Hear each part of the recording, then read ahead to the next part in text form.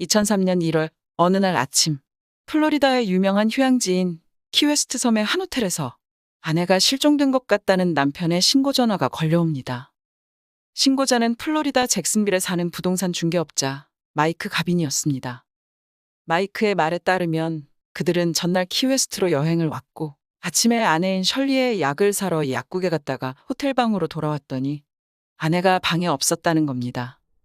셜리는 쇼핑하는 것을 매우 좋아했다고 합니다. 처음에는 마이크도 셜리가 산책을 하러 갔거나 쇼핑을 하러 갔을 거라고 생각하고 기다렸는데 가방과 지갑이 호텔에 그대로 있는 것을 발견하고 실종 신고를 했다는 것이었지요. 경찰은 즉시 셜리 찾기에 돌입하지만 호텔에서 셜리가 나가는 것을 본 사람이 없었고 인근 해변에서 셜리의 것으로 추정되는 샌들만 놓여져 있었습니다. 셜리는 55세로 마이크와는 결혼한 지 15년 된 부부였습니다. 부자인 부모님의 외동딸로 90만 달러라는 큰 금액을 상속받았고 쇼핑과 파티를 좋아하는 지역 사교계의 명사였습니다. 신발이 해변에서 발견된 것으로 보아 혹시 셜리가 스스로 생을 마감한 것이 아닐까 하는 추측이 있었지만 셜리를 잘 아는 친구들은 밝고 사교적인 셜리가 우울증을 앓지 않았다고 얘기하며 사실은 셜리가 마이크와 헤어질 생각이 있었다고 귀띔을 해줍니다. 그리고 실종 전에 셜리와 이야기를 나눴을 때 키웨스트로의 여행에 대해 들은 적이 없다고 얘기합니다. 셜리를 찾기 위해 마이크에게 여행 전후의 상황에 대해 묻던 경찰은 점점 더 마이크를 의심할 수밖에 없었습니다. 우선 호텔 직원들은 당일 셜리를 본 적이 없다고 말했습니다. 마이크는 전날 저녁 호텔에 체크인하고 현지 식당에서 치킨 샌드위치 2개를 포장해와서 셜리와 먹었다고 진술했는데 그 식당의 직원은 그날 마이크가 치킨 샌드위치를 포장해간 것은 맞지만 개수는 1개였다고 말을 합니다. 레스토랑의 영수증도 그날 치킨 샌드위치를 2개 사간 사람은 없었음을 보여주었습니다. 그 시간 팔린 치킨 샌드위치는 1개뿐이었습니다. 호텔에서 셜리를 기억하는 사람도 없고 경찰들은 혹시 셜리가 아예 키웨스트에 온 적이 없었던 게 아닌 것인가 하는 의심을 합니다. 마이크와 셜리가 사는 잭슨빌에서 키웨스트까지의 여정 중에 마이크의 신용카드가 마이애미의 한 휴게소에서 사용되었음을 확인한 경찰은 그 시간대의 CCTV를 확인하는데요. 역시 휴게소의 CCTV에서도 마이크만 보이는 것을 발견합니다. 물론 셜리는 차 안에 있었을 수도 있지만 8시간 동안 차를 타고 왔는데 음료수를 사러 내리거나 화장실도 가지 않았을까 하는 생각에 마이크의 행적을 더 추적하게 됩니다. 톨게이트를 통과하는 CCTV 영상 속에서 마이크가 탄 차를 발견했는데 조수석이 비어있음을 확인한 경찰은 셜리가 조수석에 탔는지 떠보게 되는데요. 조수석에 탔다는 말에 자신들이 발견한 CCTV 영상을 보여주고 셜리가 앞자리에 탄 게 맞는지 확인하니 그때부터 마이크는 협조를 거부합니다.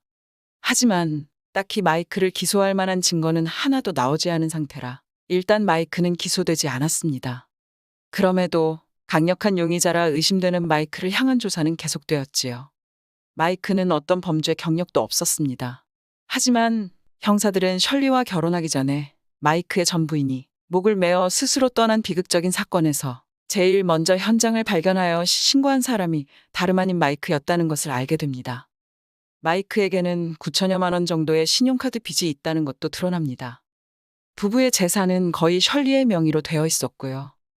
현재 마이크가 경제적으로 어려움에 처했지만 씀씀이를 줄이지 않았고 셜리가 마이크의 이런 무분별하고 무책임함 때문에 헤어지려고 했다는 셜리 친구들의 주장은 마이크를 의심하기에 충분했습니다.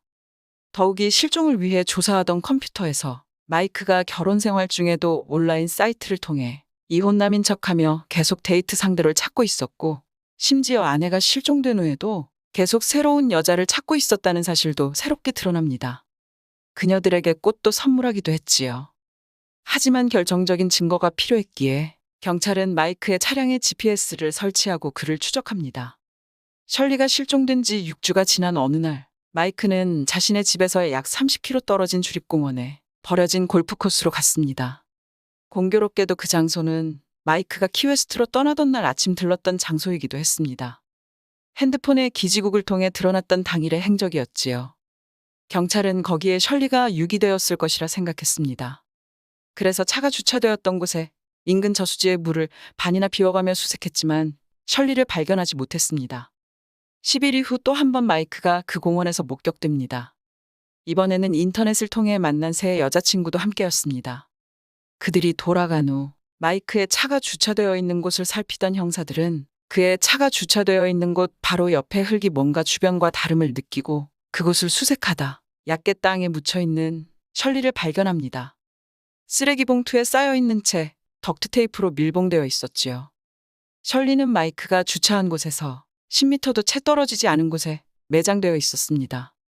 조사에 의하면 여자친구는 셜리와의 일은 전혀 모르고 있었고 단지 셜리가 발견되지 않았을까 하는 불안감에 트래킹 데이트를 핑계로 마이크가 여자친구를 데리고 다시 방문했었던 것이라고 합니다. 예상대로 신원은 셜리로 밝혀졌고 그녀가 차고 있던 손목시계는 1월 26일 마이크가 잭슨빌에서 키웨스트로 떠난 날에 멈춰져 있었습니다. 셜리는 두부의 총상을 입고 사망한 것으로 드러났습니다. 하지만 범행에 쓰인 총을 마이크의 집에서 찾지는 못했습니다. 대신 차고에서 테이프 뭉치들을 발견했지요. 실험실에서 셜리가 유기된 현장에서 발견된 테이프와 마이크의 차고에서 발견된 테이프를 비교한 결과 한 테이프롤에 잘린 끝의 단면이 사건 현장에서 발견된 테이프와 일치함이 드러납니다. 셜리를 쓰레기 봉투에 넣고 감을 때 썼던 테이프는 마이크와 셜리의 집 차고에 있던 테이프를 이용한 것이었다는 결론이었지요. 결국 마이크는 1급 살인 혐의로 기소됩니다. 마이크는 키웨스트로 떠나기 전 여자친구네 집에서 하루를 보냈는데요. 여자친구의 말에 의하면 이것은 그들의 교제가 시작된 후 처음 있는 일이었다고 합니다. 이는 이 당시에 이미 셜리가 사망한 것이었다는 뜻도 되었습니다. 다음 날 새벽, 주립공원에 셜리를 유기하고 키웨스트로 출발을 한 것이었지요. 하지만 때마침 걸려온 전화 한 통으로 그가 키웨스트를 떠나기 전 그곳에 들렀었다는 사실도 드러났고 셜리를 향한 범죄 수사에 혼선을 주기 위한 목적으로 키웨스트로 가는 동안 그 혼자만이 찍힌 휴게소나 톨게이트의 CCTV를 통해 결국 의심을 받게 된 것입니다. 셜리가 키웨스트에서 실종되었다고 하면 실제 사건이 벌어졌던 잭슨빌이 아닌 키웨스트에서 수사가 집중될 것이라는 얄팍한 생각이었겠지만 결국 마이크는 자신이 직접 형사들을 셜리의 시신이 있는 곳으로 이끈 셈이었습니다. 유죄의 증거가 너무나 명확했기에 마이크는 유죄 인정 협상을 했고 가석방 없는 종신형을 선고받았습니다. 셜리의 살인 혐의로 벌을 받기는 했지만 사람들은 마이크의 첫 번째 부인의 죽음에도 마이크가 연관이 있지 않을까 하는 의심을 합니다. 집에서 목을 맨 채 마이크가 처음 발견했다는 첫 번째 부인은 부검도 이루어지지 않고 혼자 죽음을 선택했다고 결론 내어지고 화장되어 죽음의 원인을 다시 밝힐 수는 없게 되었습니다. 셜리를 살해한 혐의로 종신형을 선고받았던 마이크는 복역 중 사망했다고 합니다. 오늘의 이야기는 자신의 범행을 은폐하기 위해 많은 노력을 했지만 결국 엉성함 때문에 의심을 받아 자신의 손으로 직접 형사들을 이끈 한 남자의 이야기였습니다. 시청해주셔서 감사합니다.